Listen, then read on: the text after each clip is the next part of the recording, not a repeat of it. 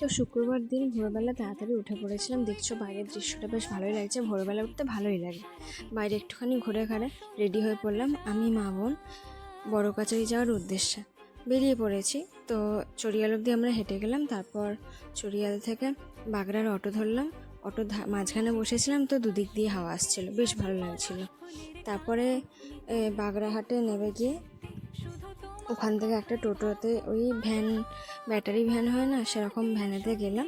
গিয়ে মন্দিরে ঢুকেছি। আমাকে এই মন্দিরের ডালা টালা কিনে এই ব্রাহ্মণটা ভালো করে টিপ পরাতে পারছিল না, সেই জন্য দুবার ধরে মুছিয়ে টিপটা পরিয়েছি।